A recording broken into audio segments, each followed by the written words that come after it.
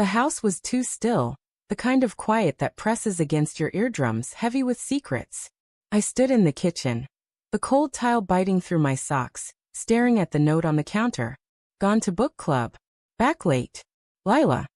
Her handwriting was sharp, deliberate, each loop of her L a familiar flourish. But something about it felt wrong, like a melody played in the wrong key. My chest tightened, a dull ache I couldn't name. I told myself it was nothing. Lila loved her book club, her one night a week to escape our routine. But the fridge hummed too loudly, and the clock's tick felt like a countdown. I poured a glass of whiskey, the amber liquid catching the dim light above the sink. We'd been married 10 years, Lila and I. 10 years of mornings tangled in sheets, of her laughter at my terrible puns, of quiet evenings watching the city skyline from our balcony. Lately, though she'd been distant, her smiles thin, her eyes darting away when I tried to hold her gaze. I'd chalked it up to stress, her new promotion, the long hours at the law firm. But the note in my hand felt like a lie I hadn't caught yet. The whiskey burned my throat as I wandered into the living room. Her scarf was draped over the couch, a soft blue thing she'd worn to dinner last week. I could still smell her perfume on it, jasmine and something sharper, like regret. I sat down, the leather creaking under me, and scrolled through my phone. No texts from her. Just a photo from last month. Us at the lake, her head on my shoulder, the sunset painting her hair gold. I stared at it until my eyes stung, trying to pinpoint when the warmth in her smile had started to fade.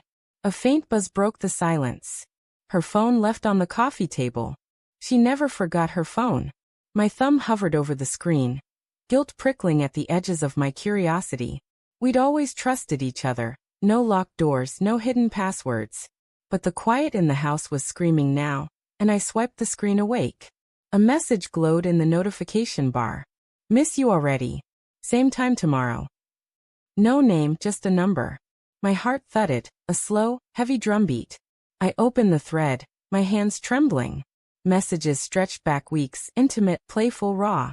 You make me feel alive again, one read. Another. He doesn't suspect a thing. The words blurred, my breath shallow. I scrolled further, each text a blade twisting deeper. Photos too, her in a hotel room, her hair mussed, her smile one I hadn't seen in years. I dropped the phone like it burned. The room spun, the walls closing in, their cream paint suddenly too bright, too clean for the filth I'd just uncovered. Lila, my Lila, the woman who'd cried in my arms when her father died, who'd danced with me in the kitchen to no music at all. She was someone else's now. The betrayal wasn't just a moment. It was a history, a secret life woven into the gaps of our marriage. I paced the room, my footsteps muffled by the rug we'd picked out together at that flea market in Portland. My mind raced, replaying every late night she'd blamed on work, every distracted glance, every time she'd pulled away from my touch. The signs were there, neon bright now, but I'd painted them over with trust. I wanted to scream, to smash something, but all I could do was sink back onto the couch, the scarf crumpled in my fist. The front door clicked open hours later, the sound sharp in the suffocating quiet. Lila stepped in, her coat slung over one arm, her cheeks flushed from the cold, or something else. Hey, she said, her voice light, practiced. You're still up. I looked at her, really looked. Her dark hair was loose, framing her face the way I loved, but her eyes were guarded, flickering with something I couldn't read. Where were you? I asked, my voice low, unsteady. Book club, she said too quickly, hanging her coat on the rack. You know, the usual. Wine, gossip, bad novels.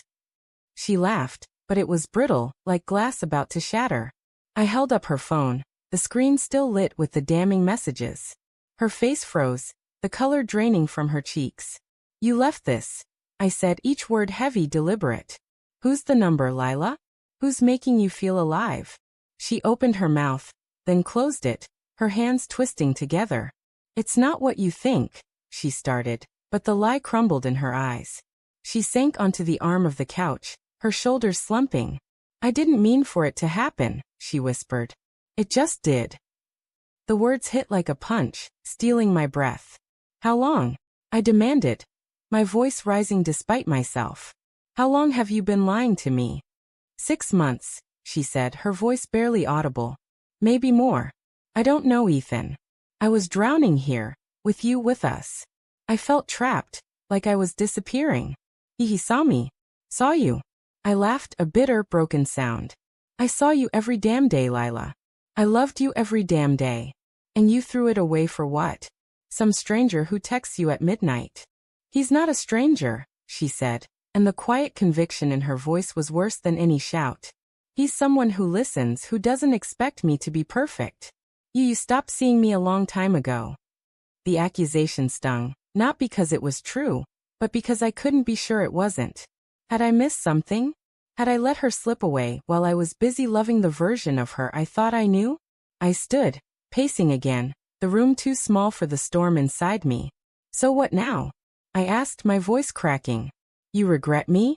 You regret us? She looked away, her silence louder than any confession. Then softly she said, I opened our marriage, Ethan.